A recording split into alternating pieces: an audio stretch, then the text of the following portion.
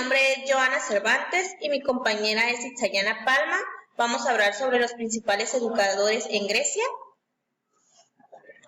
Las aportaciones principales de Aristóteles son: fue capaz de plantear que la educación, la genética y los hábitos son factores que influyen en la formación durante el desarrollo personal. También valoró la importancia del ámbito de juego en los más pequeños para el desarrollo tanto a nivel físico como a nivel intelectual en sus primeras etapas de formación. Aristóteles seguía un plan educativo basado en 5 periodos educativos. El primero era la infancia, se trataba del periodo de crianza, formación de hábitos. El segundo periodo alcanzaba hasta los 5 años y consistía en el desarrollo de los buenos hábitos, pero sin lecciones y sin obligaciones. La siguiente etapa abarca de los 7 años profundizando en los hábitos. Desde los 7 años hasta la pubertad era el periodo de educación pública con asignaturas tales como gimnasia, lectura, escritura, música y dibujo. Y por último, la educación liberal, que impartía en liceos con asignaturas como podían ser las matemáticas, lógica, metafísica, ética, música, física o biología. La música era considerada como elemento vital en la educación liberal, ya que se consideraba, por una parte, contribuía a la formación del carácter y por otra, la purificación emotiva.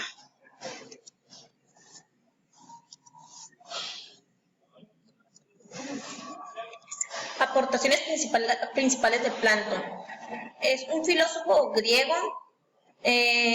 nació en Atenas en 427 a 347 a.C., nació en el seno de una familia aristócrata, abandonó su vocación política por la filosofía, atraído por Sócrates.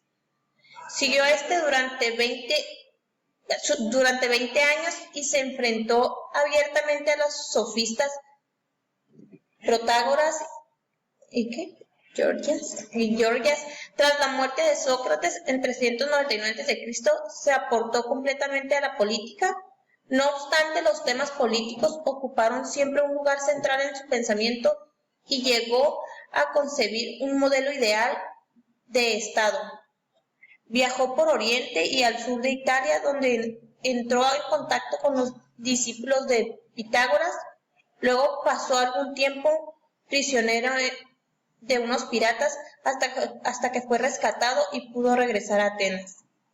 Allí fundó una escuela de filosofía en el 387, situada por las afueras de la ciudad, junto al jardín dedicado al héroe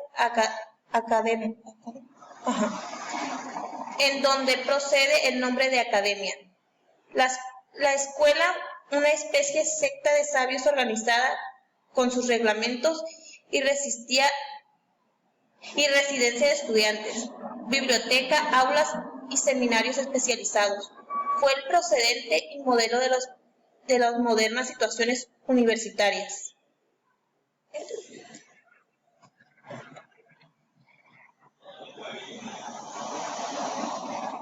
Aportaciones principales de Sócrates. Fue un filósofo griego considerado como uno de los más grandes, tanto de la filosofía occidental como de la universal. Fue el maestro de Platón, quien tuvo a Aristóteles como discípulo. Estos tres son los representantes fundamentales de la filosofía griega. El envenenamiento por cicuta era un método empleado habitualmente por los griegos. Sócrates fue juzgado y declarado culpable, cumplió esta pena en el año 399 a.C.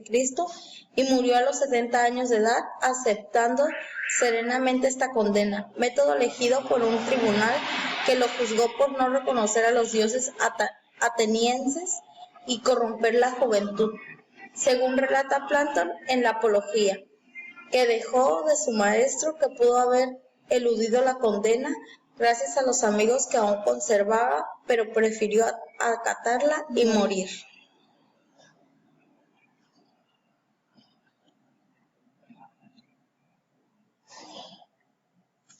Aportaciones principales de los sofistas. En este tiempo resaltaron grandes nombres propios que aún hoy son admirados por los Pericles, Sófocles, Eurípides, Sócrates, Platón, etc.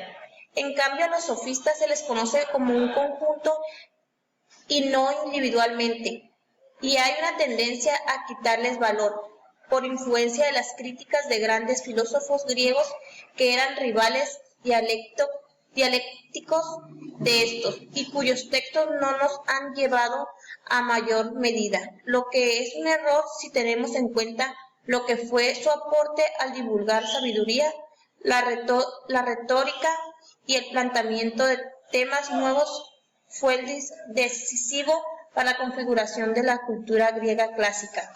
Sofista significa profesional de la sabiduría, y su profesión contaba de ir viajando por toda Grecia y dando lecciones por los cuales cobraban, a veces un dinero considerable. Se les puede dividir en dos grupos según sus edades. Entre los antiguos encontramos a Protágoras, Priódico y Gorgias. Los más jóvenes serían Hipias, Trasimaco y Antifón. Los primeros contaban con un optimismo que sus sucesores perderán, probablemente vinculado a la situación política de Atenas de cada momento.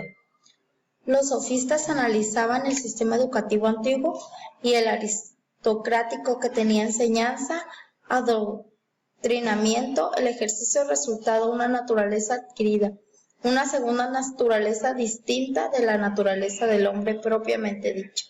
El concepto de naturaleza humana con sus múltiples accidentes reemplazaba la sangre divina. En esta reestructuración del término naturaleza influyen los avances de la ciencia médica, sobre todo los jonios, que hacen una observación científica del cuerpo humano y sus fenómenos. La concepción sofista de la naturaleza humana no ahonda en los planteos o problemática religiosa que pueden despertar, sino es la idea de un humano inclinado a hacer el bien y tratando al hombre por sí mismo, no por Dios, pensando en una educación que lo incline a su máximo y a su arete.